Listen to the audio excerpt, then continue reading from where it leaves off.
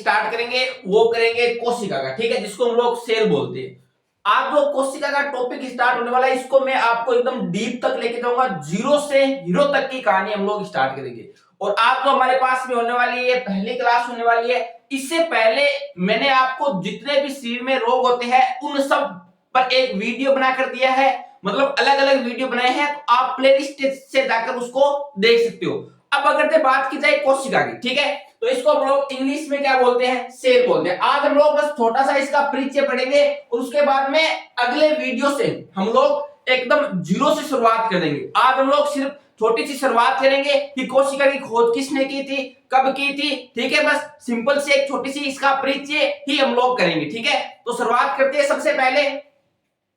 तो अगर बात की जाए कोशिका की, तो जो स्टडी ऑफ सेल है, यानी जो कोशिका का अध्ययन है, वो क्या कहलाता है। तो कई बार परीक्षा में पूछा जा चुका है कि कोशिका का अध्ययन क्या कहलाता है। तो कोशिका का अध्ययन हमारे पास में क्या कहलाता है, साइटोलॉजी। ये आपको रखना है, ध्यान रखना है, क्या कहलाता है, साइटोलॉजी। उसके बाद में अगर आगे की बात की जाए कि आपने देखा होगा कि कोशिका जो होती है वो सबसे छोटी इकाई होती है। अगर बात की जाए शरीर बनने की प्रोसेस की, तो क्या होता है कि सबसे पहले कोशिका, कोशिका के बाद में जिसको हम लोग बोलते हैं टिश्यू, यानी कि सेल, टिश्यू, उसके बाद में ऑर्गन, उसके बाद में ऑर्गन सिस्टम और उसके बाद में बॉडी।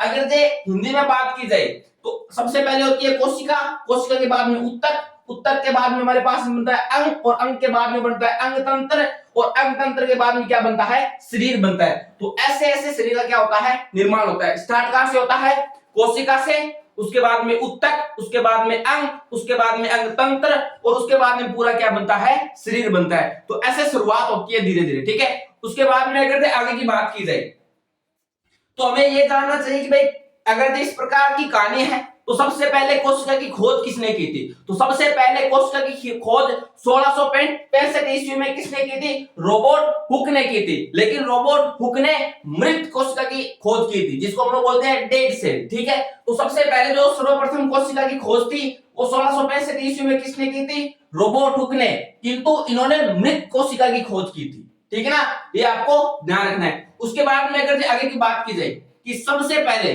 तो भाई अगर रॉबर्ट हुक ने मृत कोशिका की खोज की थी, तो फिर जीवित कोशिका की खोज किसने की थी, सजीव कोशिका की खोज किसने की थी, तो वो भी मैंने यहाँ पर आपको लिख कर बताया। तो अगर बात की जाए कि सर्वप्रथम जीवित कोशिका की खोज 1674 ईस्वी में किसने की थी, एंटोनी वॉन ल्यूवेनहोक ने की थी, ठीक ना। और इनको हम लोग क्या बोलते हैं, फादर ऑफ बैक्टीरियोलॉजी भी बोलते हैं। आपको क्या रखना है, ध्यान रखना है कि फादर ऑफ बैक्टीरियोलॉजी, यानी जीवाणु के जो जनक है वो किसको कहते हैं, वो हमारे पास में हो जाते हैं एंटोनी वॉन ल्यूवेनहोक। ये आपको क्या रखना है, ध्यान रखना है। अगर बात की जाए कि सजीव कोशिका की खोज, सजीव कोशिका की खोज किस वैज्ञानिक ने की थी, तो वो हमारे पास में होते हैं एंटोनी वॉन ल्यूवेनहोक, ठीक है। कब की थी, 1674 में। अब जो एंटोनी साहब है, इन्होंने सिर्फ सजीव कोशिका की खोज नहीं की थी, इन्होंने कई सारे चीजों के बारे में बताया था, कई सारी डिस्कवरी की थी। कौन कौन सी, जैसे सजीव कोशिका के बारे में किसने बताया, ल्यूवेनहोक ने। एक कोशिका के बारे में किसने बताया, ल्यूवेनहोक ने। जीवाणु के बारे में भी किसने बताया था, ल्यूवेनहोक ने। और आरबीसी के बारे में भी किसने बताया था, ल्यूवेनहोक ने बताया था। तो कई सारी डिस्कवरी करी थी किसने, ल्यूवेनहोक ने। तो बहुत बड़े साइंटिस्ट हुए ल्यूवेनहोक। उसके बाद में अगर बात की जाए तो हम लोग ये कहेंगे कि भाई तो फिर शरीर की सबसे बड़ी कोशिका कौन सी होती है, मानव शरीर की। अगर मानव की बात करें, केवल ह्यूमन की बात करें, तो मानव शरीर की सबसे जो हमारे पास में लंबी कोशिका, या हम लोग कहेंगे कि सबसे जो बड़ी कोशिका होती है, यहां पर मैं लिखूंगा बड़ी कोशिका।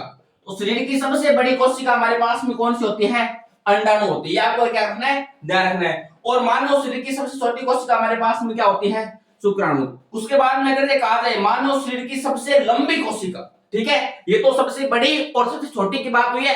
सबसे लंबी की अगर बात की जाए तो वो हमारे पास में होती है तंत्रिका कोशिका, ठीक है, ये मैंने यहाँ पर लिख दिया है। अगर बात की जाए कि भाई इंसानों में और जीवों में, दोनों में देखा जाए तो जो सबसे लंबी कोशिका होती है या तो सबसे बड़ी कोशिका होती है इंसानों में और जानवरों की अगर बात की जाए, तो उसमें जो हमारे पास में होता है वो होता है शुतुरमुर्ग का अंडा, ठीक है। ये आपको क्या रखना है, ध्यान रखना है। और उसके बाद में अगर छोटी कोशिका की बात की जाए तो हमारे पास में होता है माइकोप्लाज्मा, ठीक है, ये आपको ध्यान रखना है। तो मैंने आज की इस वीडियो में केवल आपको ये बताया कि मृत कोशिका की खोज किसने की, सजीव कोशिका की खोज किसने की, और सजीव कोशिका की खोज करने वाले साइंटिस्ट ने किस किस की और खोज की, ठीक है। और सबसे बड़ी कोशिका कौन सी होती है, सबसे छोटी कोशिका कौन सी होती है, तो इन सब पर हमने प्रकाश डाला, ठीक है। तो आज सिंपल छोटा सा कोशिका का क्या हुआ हमारे पास में परिचय, और कल से हम लोग स्टार्ट करेंगे एकदम जीरो से कि कोशिका की हम लोग कैसे जीरो से पढ़ाई कर सकते हैं, ठीक है। तो आज के लिए इतना ही केवल, ठीक है। अगले वीडियो में